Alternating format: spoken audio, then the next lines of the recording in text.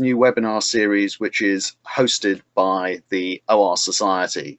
So this one's very much looking at the overlap between public policy design and problem structuring methods, both of which have special interest groups within the OR Society. So let's wait a second. The aim of this series of webinars is that on the first Wednesday of each month at 3 p.m. We will run a session. I'll give you a list of what those sessions are at the end. The OR Society website events will provide you a link to join this, as you have today. Today, I'm going to do a short presentation giving some of my personal perspectives on problem structuring methods. And then if the technology holds up, we will use the chat system that Gavin outlined earlier to have a little discussion. There are handouts available as a PDF of the slides that I'm going to use.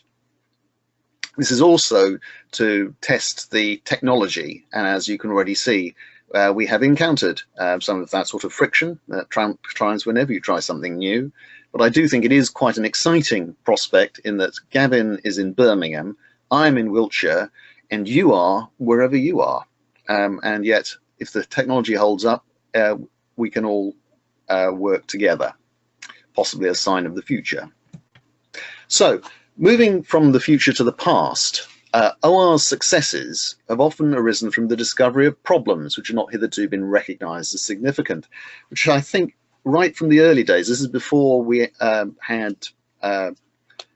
maybe before we had an OR Society as such, but the OR Quarterly in March 1950 suggested this discovery of problems as a key part of operational research.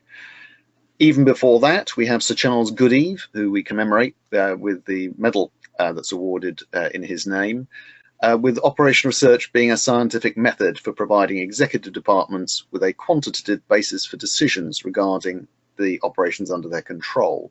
But I still feel that it's critical that that basis for decisions reflects the factors that truly matter to a situation.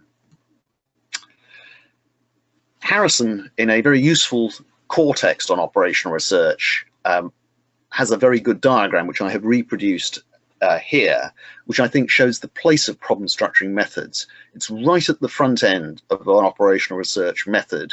If you see it as Harrison did, there's 7 distinct steps where, having understood the problem in the real world, you then move to determine your assumptions and build a model, formulate the problem in that mathematical framework. So here we've moved to the model world. You solve the model, and you probably then will end up revisiting some of your assumptions, go around further formulations, interpret your solution, then validate what you have, and again you may return to your assumptions and go around that loop before you actually implement some action. I think Pat Rivett was very clear that operational research in his mind was distinguished by being a practical science, very much oriented on making things happen back here in the real world. So I feel that that is a useful diagram to show the place of problem structuring methods if you are going to use other techniques, but to get an understanding of what you are trying to address up front.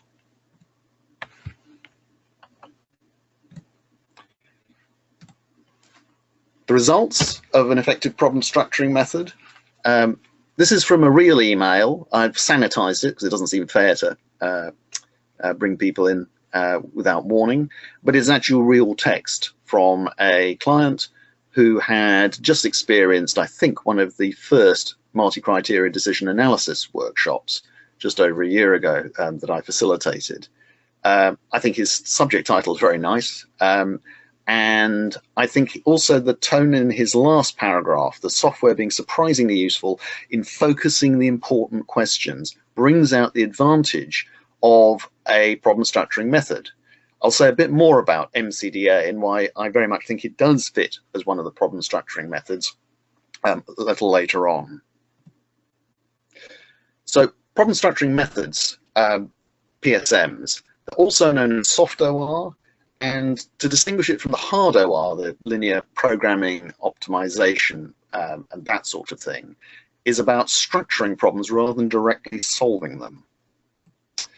They're very appropriate for problems which are ill-defined, where the objectives are unclear or multiple, and or there are many stakeholders who often have different perceptions of what the problem actually is. They're often participative and interactive in character, with the OR consultant acting as a facilitator rather than a sort of authoritative voice bringing forth wisdom which has been culled from a model in a small back room somewhere. It emphasizes dialogue to help people think through the strategic problems, pick out the salient issues, formulate goals, and negotiate action plans for achieving their aims. There are two excellent books, basically two editions of Rational Analysis for a Problematic World.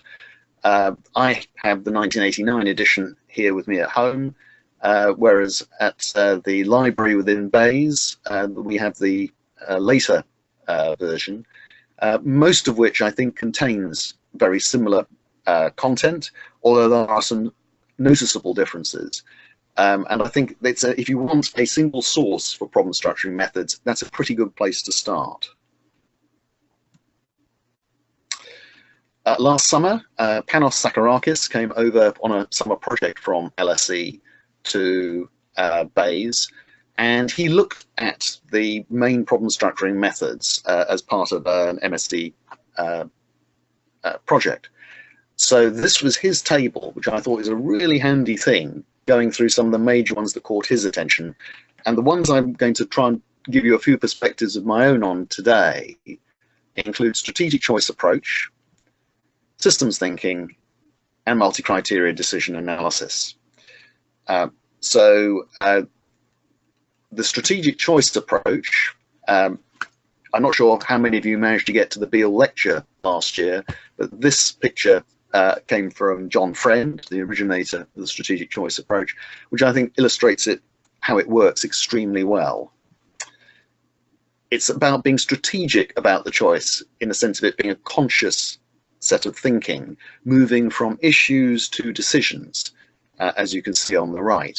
The issues feed in, decisions eventually fall out. But there are four modes of thinking: shaping, devising, comparing, and choosing, which are linked by facilitation. And the critical point of this diagram is that you can move around these modes of thinking as you move between what the problem actually is, the problem focus coming from shaping, devising the range of possible strategies to address that problem, comparing these, and eventually choosing what you are going to carry forwards. But I think it also brings out how iterative this is, and you can, I think, get around that diagram from just about every point to every other point. It's rather different from Harrison's very neat 7 steps. And we heard an excellent case study at Bayes a couple of weeks ago on sustainable policies for water management in New Zealand's Canterbury Plains, which is a really good example of the application of strategic choice, in this case to shape water management strategy. As you can see, we were blessed to have both Dr. Brian Jenkins and John Friend present to us. Dr. Jenkins was formerly the Chief Executive of Environment Canterbury in New Zealand, so in my mind very much the client for this. And you get a very broad mix of concerns in this, most obviously the economic side and the environment, because of the importance of water to agriculture and the importance of agriculture to the New Zealand economy. So it was a vital subject with many different stakeholders. It's interesting to see that there was an earlier style of decision making, which this lecture clearly illustrated was actually not working. You had a lot of adversarial relationship built into that, and it was very difficult to get actually sensible ways ahead because of the conflict that was being generated by it. Strategic choice was brought in to help address this, because it deals head on with uncertainties, recognizes that there will be a number of decision areas, and in order to get a common problem focus, you need to involve all these stakeholders.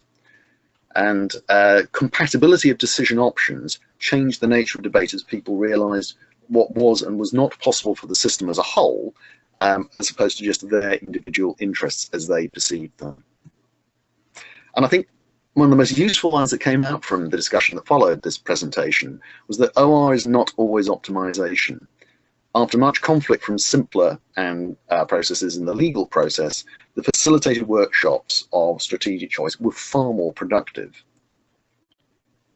Jumping to the other end of the scale, this is my first interpretation of the waste electrical and electronic equipment, the WEEE or WE scheme, which helped me structure what I was going to try to do to help somebody with a new consultation about changes to the way that we handle waste electronic electric equipment. What you see is at the top end, there's a producer who makes kit. For a time, this kit is in use, so it's things like washing machines, televisions, any electronic electrical equipment. There's some in industry, there's some in houses, but eventually it wears out, it needs to be disposed. And that's where my initial interpretation was that there was a market for proof that producers had actually disposed of a given percentage of the weight, principally, of the materials they had used. So as a way to structure the problem in my own mind, I found this sort of visualization really helpful. You can see this is the beginning of a system diagram, which, although it's far less formal than Peter Seng's mapping, which is what I usually tend to use. So on a second iteration, I realized there was actually a market for the evidence of fair disposal of the material. So again, these scratchings illustrate my understanding as it developed at the time. And this enabled me to run several workshops using the traditional post-its and whiteboards to build up a map with the relevant stakeholders of how this system actually worked. And the result of that is here. And this is what was actually published in the consultation that went out to describe the problem of waste electronic electrical equipment, where you had what I've just shown you was basically around here, production of your electrical electronic equipment. It's in use, eventually it comes for disposal. The orange variables you see in this map, we realized weren't fully in our control as a policy area. And so you could see that the waste, in the sense of not for its original purpose, but the material, could move around a number of different other areas. But what our concern was that we would eventually come back to proof that we were complying with the EU requirements. So it was, I found, very helpful to work out of that you had both a material system for the material itself, but also a system for the evidence where that this was being properly treated. So you see there are actually two systems that interact around here, principally around this variable here, the waste electronic electrical equipment at an approved authorized treatment facility, an AATF. So for structuring a problem, systems thinking I found works really well as a way to get it into an issue. And I offered that because that is sort of a facilitation for one. Moving to rather bigger questions, I was also asked to support a study of the science and innovation as a system to address the question that you see before you here. What does the international comparative evidence tell us about the priority actions for the UK science and innovation system and its contribution to the economy if we are to maintain a global leadership position in this domain? So this was for a study led by Tara Orlas, and I found it really helpful to have her sponsor systems thinking as the initial step to structure the problem. The study ran for 6 months, and my initial work was to get from this idea of we have ideas, we have discoveries, but eventually we're going to have goods and services, the economic benefit. So the scope was looking from science and innovation to a more vibrant economy in 10 years' time, which is quite a big scope. It does involve a lot of different participants within academia, industry, but also the consumer side in developing commercially merchantable goods and services. So in order to trigger a sensible system discussion, I found it is helpful to offer people what I called a seed sequence with an illustration of how their system might work. And the example that I had was the bullpup. A bullpup is the name given to any modern infantry rifle. You'll notice that the magazine is behind the trigger and the working parts, and this means that the weapon can be much shorter than its predecessors, whilst maintaining the same barrel length, which gives it accuracy. So most weapons, as I understand it these days, are moving towards this configuration. But I found it fascinating that having visited Bisley, and you can see I'm firing a Brown Bess, an 1842 vintage weapon, which hadn't changed a lot since the days of Waterloo in 1815. But looking in the museum that is at the National Shooting Centre at Bisley, I found this, which is quite extraordinary because you can see it's a bullpup. There's the working parts, there, and again behind the trigger, just like the SA-80 you see here. It even has a telescope like the SA-80, and it's got the advantage of the short barrel. And yet this thing existed in 1864. They have Professor Potter of University College London, who designed and built this thing there. So well over 120 years later, the idea moved from the world of concept through to actually being a practical thing. And I found it fascinating to work out why did it take quite as long for that to happen. Anyway, I offered that to the group.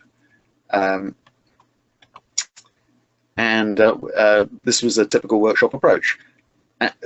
As with a lot of problem structuring, visual displays help. And here you can see a map, which we'll see in a little bit more detail shortly, but also a question to help people remember.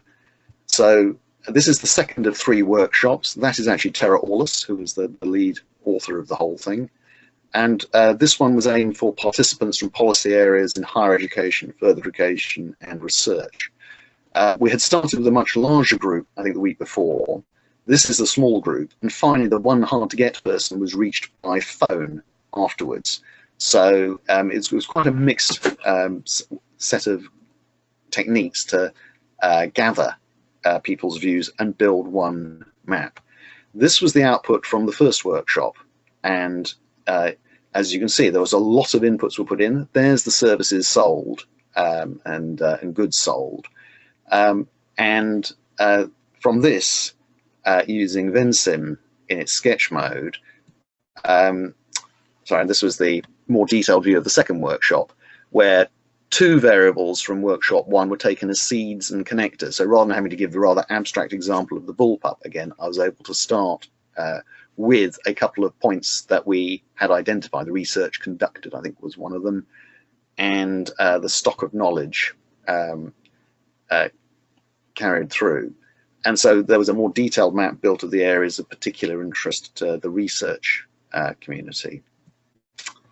This was the first single view that emerged in Vensim, and so you have the ideas working their way towards commerce, and you can see there's a reinforcing circle here once things have got across the valley of death, where ideas don't quite make it, into viable business plans and then actual attempts to do things. There's friction that can intervene with this, but this was the first complete map based on the post-its that you saw. To explain this to, I think, a deputy director from another area who hadn't been involved in this mapping and therefore found this completely too much, overwhelming, I found that reducing this to the absolute basics, this connection does actually link up. That's just a glitch in the graphics. But you've got, again, this commercial circle and feedback and an innovation pipeline, and there's the valley of death. So it's trying to bring out that you can have sparks, was one of the terms that came up, the innovation ideas from knowledge assets connections, talent. But critically, it's when you actually get the thing working, that's that circle that drives innovation to keep running and to deliver. So that became the structure for a lot of the detailed analysis that was done on a mix of information that was available. This cycles diagram was actually my original offering to that deputy director, and you'll notice it is slightly more complicated than the one that we had as a quick summary. This one is valid in that it reflects all the major links that are actually in the big diagram, but it tries to do it so that you can actually see what the key drivers are.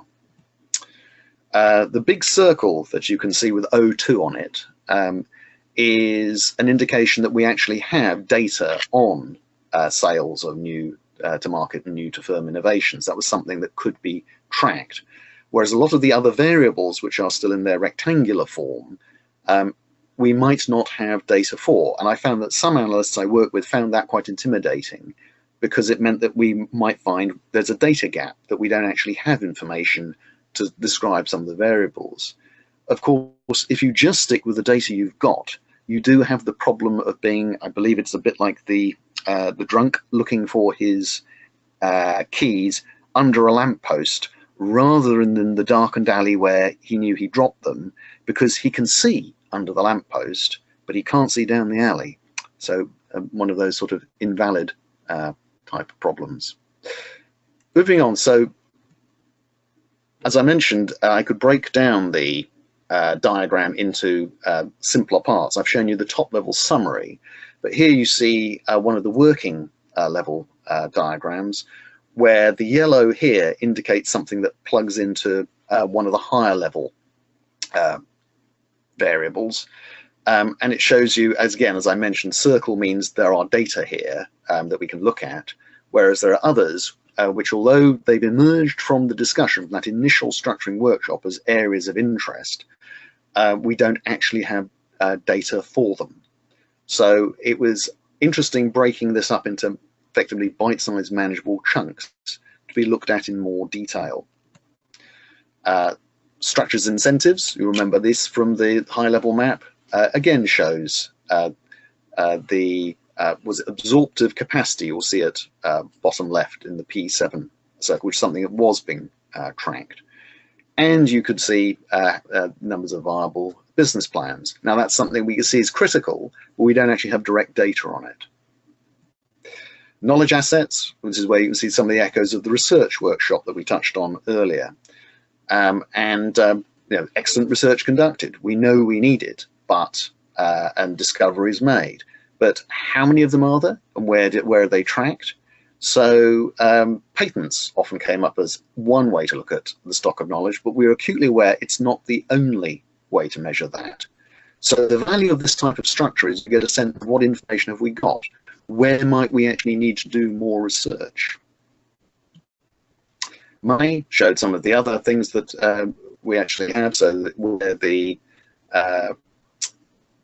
availability of research funds was based on the government enabled research and development and that, but this was another slice of the problem, again with different participants. Finally, there's government and how that interacts with national security needs, incentives. But there are also interesting issues like uncertainty of policy and its effects. Finally, the challenges, we mentioned innovation failures, the severity and impact of those, the degree of cultural aversion to risk, the acceptance of failure as a badge of honor. You can see there's a reinforcing circle, which will drive the level of caution, which you might remember is right up on the high-level diagrams, explaining why innovation is challenging. Finally, all of this was put together. You see we've now returned to the high-level map, only now using colour to indicate the different areas: structures of incentives, money, knowledge assets, talent, innovation, outputs, and environment, which is within which government is. This is the map as it was actually published and is freely available on gov.uk, along with science and innovation reports, which are quite voluminous, and you can see how that structure was used. But all of this came off those two workshops, sorry, the three workshops that I mentioned, particularly the large-scale first one. These are the outputs. You can see a very compressed diagram on the left showing how these things fit together. And then over on the right, the different categories: money, talent, knowledge assets, structure and incentives, broad environment and innovation outputs, and a view of where we were at the time, key strengths, key weaknesses, and what needs to be done. So I think that this is a good illustration of a problem structuring method, as suggested particularly by John Friend. And it doesn't necessarily give you a direct output, but it does shape how you're going to think. And I think that is one of the big benefits we have as operational researchers. So I mentioned multi-criteria decision analysis, and in my view, I think that the strategic choice approach is a really good way of describing this problem structuring style of thinking, even if you don't use the strategic choice approach tools themselves. It is a complete package, but I realized that the way that I used MCDA on at least one occasion was effectively to structure a problem rather than about what you might think it's principally aimed at, which is the comparing and choosing part of the system. But as we emphasized earlier, the diagram shows that moving back and forth to devising and shaping is feasible. You're trying to work out what are the ways ahead, the strategies or options. How do they differ in ways that matter to you? A very good key question. How much do they matter? Because that, in my mind, is what scores and weights are about. So, of course, as George Box pointed out, all models are wrong. The practical question is, how wrong do they have to be to not be useful? And in my role as head of modeling integrity, I'm acutely aware I'm trying to generate confidence in how wrong a model is, and that it is still useful for the question at hand, which strikes me as being just as valid for these problem structuring methods and the models that they generate, the representations of the world in their terms. But they still have to be tested. Are they actually justifiable perspectives on the world as we see it? I think that the structure is, as we said, a key first step to the whole modeling process to enable operational research to function. Last October, we had a workshop at the Government OR Service conference entitled What is to be Done, looking very much at how do we use problem structuring methods more. It suggested that we should seek to have ongoing discussion, and I see this series of webinars very much as a part of that ongoing discussion for a living network for those interested in problem structuring methods, case studies, and potential policy applications. So I'm hoping this webinar series will be a way to collate overviews of actual successes and failures, real feedback, and I'm trying to give you a few of mine, albeit from personal perspectives. Create an accessible storybook for analysts to tap into, and this is explaining how does problem structuring help in a way that can be usefully applied by policy. It's also about developing libraries of methods and experience, so you get to characterize problems in terms of broad archetypes and taxonomies. And I hope I've given you a couple of those from mine. And I have a feeling from the nasty message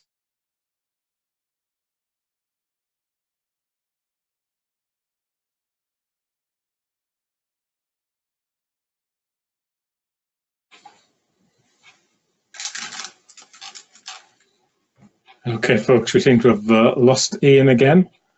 I can try and hold him up and see if we can get back to it.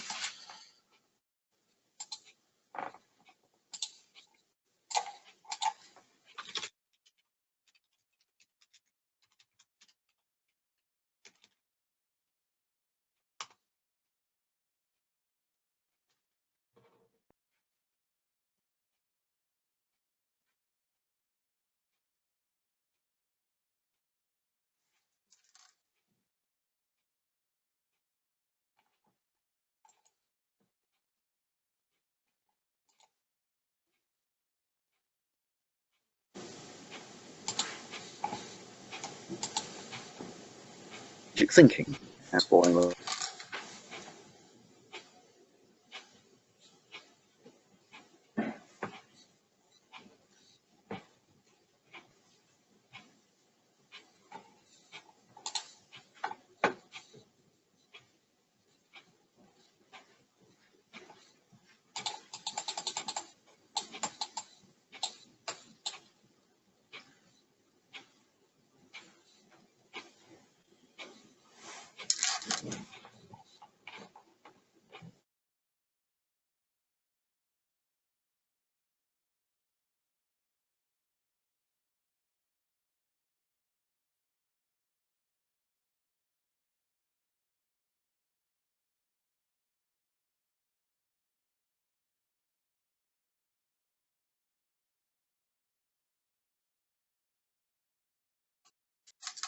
Okay, sorry for the interruption, folks. Ian's going to rejoin again, and hopefully we'll get his audio back.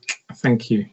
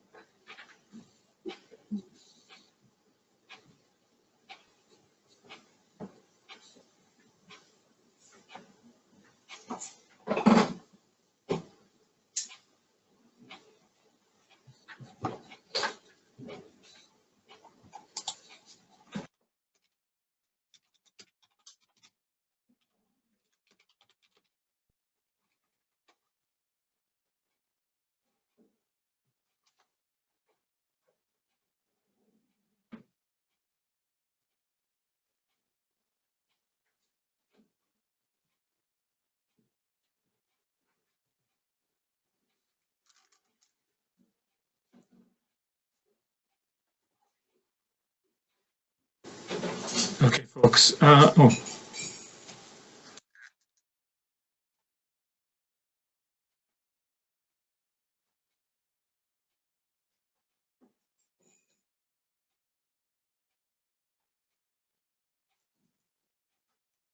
folks. Hiroko plant. It's Tom Stevenson. Simulate. Hi, Ian. We've just got you back, Hello. I think, or at least I have. Can you start again at the top of this slide? Thank you. Slide. Okay. This is just to introduce the program. Today, we were testing the technology, I think, and I've been certainly bounced into some frontiers. But these are the other 4 talks: Giles Hindle, Alberto Franco, Hiroko Plant, and Tom Stevenson, who will be talking on the subjects you see here. So it's the use of problem structuring methods for strategic thinking, group decision making from Alberto, wind tunneling policy concepts from Hiroko, and Tom about simulation. Right.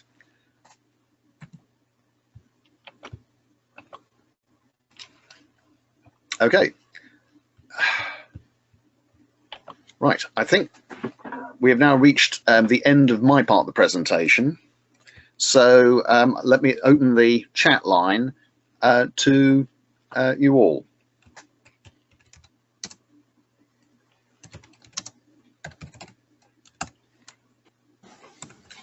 Hello? Yeah, I can hear you, Ian. Okay, folks, so hopefully if you have any questions following on from Ian's presentation, if you use either the chat or the questions facility at the bottom of your little control panel, I should be able to relate to them.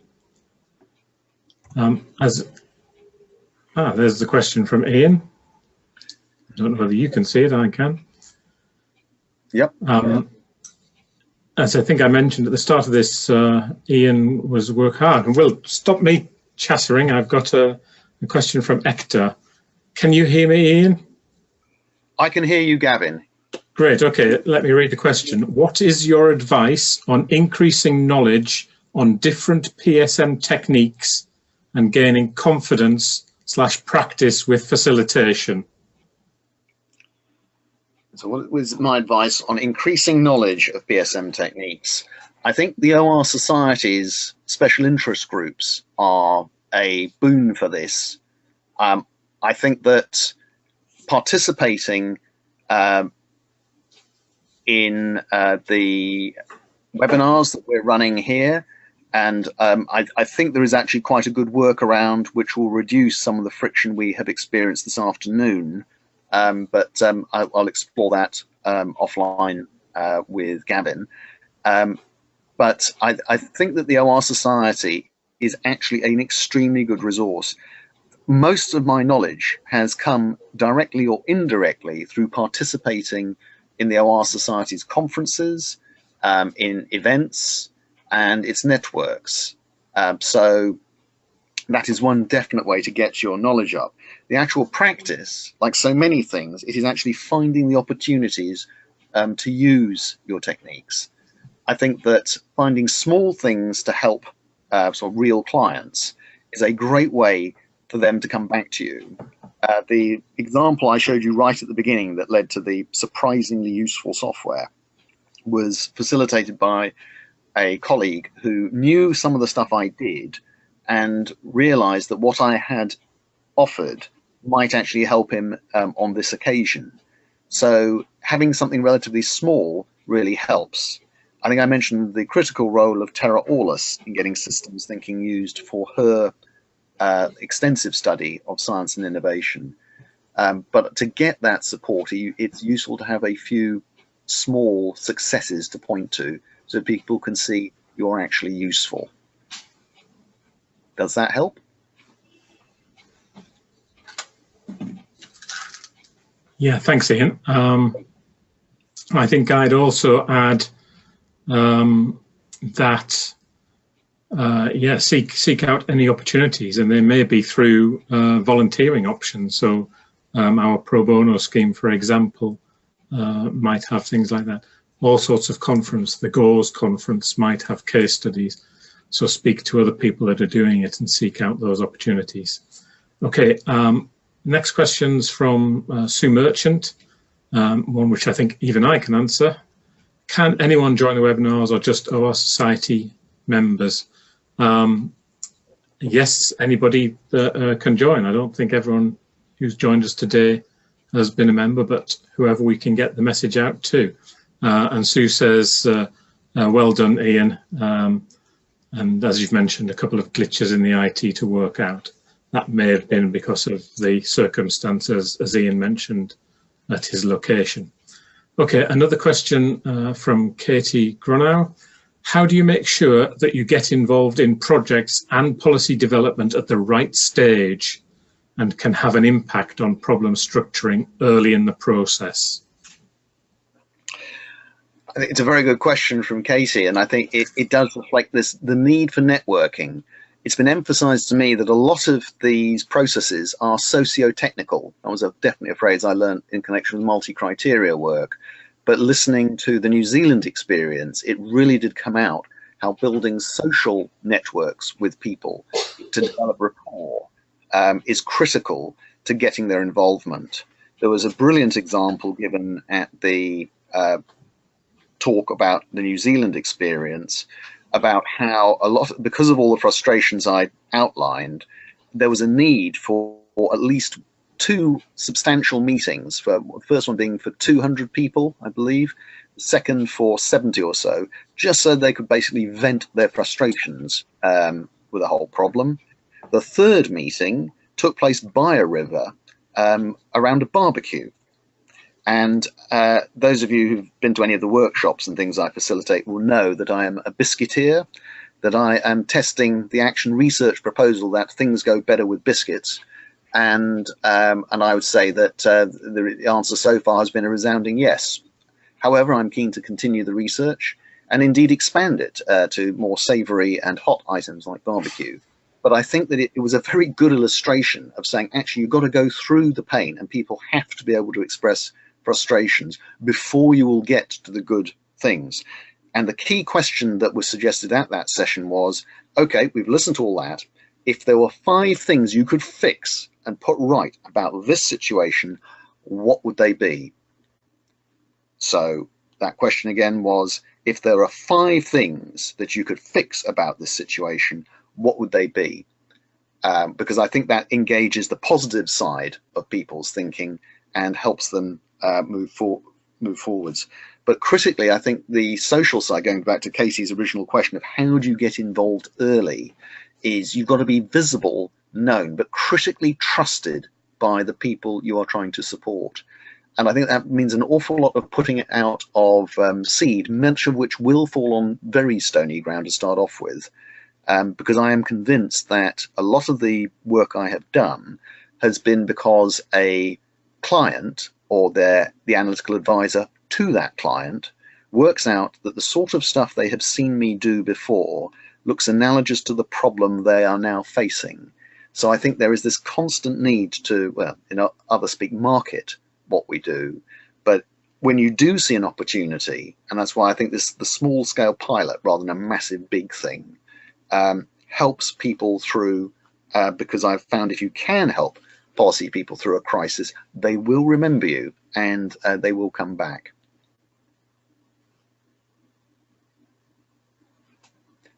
I think that's probably all I could sensibly say to Katie's question at the moment.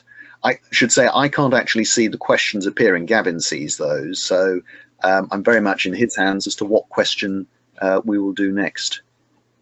Yeah, this next one is a comment from Dan Arthur, who says, I hope the seminar series details will be published on the website. Yes, they will be. We'll be circulating the slides with the details to people attending. So yes, it should be better known. And another comment from Val Belton. Val is a professor at Strathclyde. I'm sure many academics will be very willing to work with practitioners to mutual benefit. So perhaps that's something that we can follow up to see how that can be facilitated. Yeah, I would agree with that. And I think the OR Society has been an excellent interface for academic practitioner interactions over, well, in my case, decades. But I've found that it does provide this really good community. Whereas within GAURS, we do have a lot of internal meetings, and we do get to meet quite a few of the academics, particularly those who engage in active consultancy. It is still very much a within government thing. The OR Society is far broader, and I do recommend it. Not only do you find the national contacts, but also the whole of Europe. The European Association of Operational Research Societies, has provided me some very useful information on problem structuring as experienced in South Africa, which you might not think was part of Europe, but it is part of Euro, as is Japan. So for, I suspect, historical reasons, but you do get different perspectives by getting involved with these broader professional communities. So yes, very much endorse what Val has said. Ian, can I ask you to skip back to this slide which shows the coming seminars, just so that we can see that again? Yep, it's up. So the next one is the 4th of April from Giles Hindle. Mm-hmm. Give people a few more moments to see if there's any more questions that they wish to feed through. While you're pondering those, can I ask that if you have any feedback for us on how this went, feel free to get in touch and let us know. There have been 1 or 2 technical issues which we'll try to improve for next time. Yeah. Yes, and I would certainly welcome the idea of, do people want to have something which they sit and look at, as we have largely done today, Or do you want to try and have more interaction, in which case we may have to work out how best to stage manage that? Was this what you were hoping you were going to get today? And if you would like to follow up any of the points I've raised, please do get in touch by traditional emails and that. But what I'm hoping will happen with these webinars, because although, yes, it is challenging with any new technology, the fact that we can be talking simultaneously from Wiltshire, Birmingham, and wherever you are, strikes me as such a step ahead from where things like the Independent Consultant Network was 25 years ago, when that started to provide a community of practice for independent consultants of operational research, where to have this sort of discussion, this sort of interaction, you all had to get together in one place, which I think was the basement of Williamson's Tavern in London. And that basically meant you'd have to spend something like half a day to get an hour's interaction like this. I appreciate it's a little bit of sort of full color radio in some ways, where I'm speaking out and it's not quite the same as being in a room, but it is a way that we can interact more if we can, I think, make a regular use of it, which is one of the reasons why picking a set day each month where the webinar will happen struck me as a good way to go ahead. I'm very grateful to Ruth Kaufman, who I think suggested we do this as a program rather than just trying to do ad hoc little webinar events. The reason for the first Wednesday was that Wednesdays emerged from a doodle poll I did a few months ago to find out when might be a good time to run a session like this. And Wednesdays emerged as preferred, and the afternoon rather than an evening or morning. So I thought, right, well, let's try that. But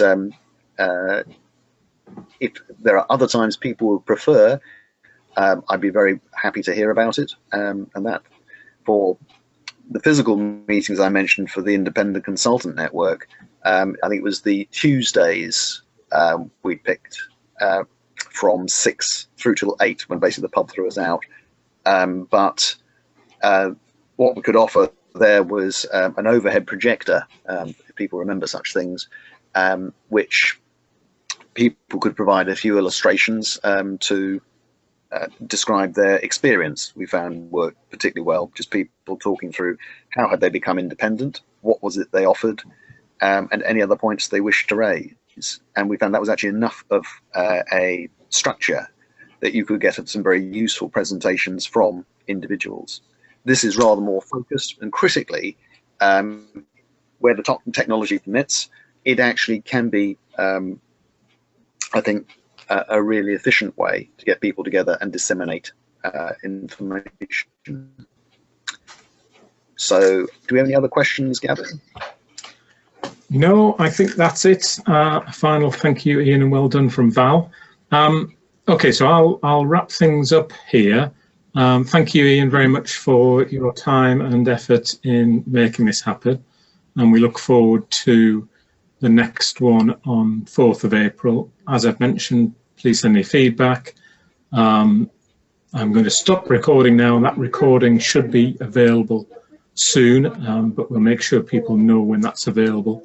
And that can either be for you to go over again what was said today, or otherwise share with colleagues who weren't able to make it. I've got one document that I'll also circulate from John Friend.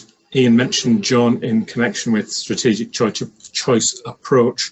Unfortunately, John couldn't join us today, but he's got a project going about disseminating stuff on strategic choice approach. So I'll circulate that too. Okay, so thanks very much for your time. Hope it was useful. Let us know, and we'll see you in 4 weeks' time. Thanks very much. Thank you, Gavin.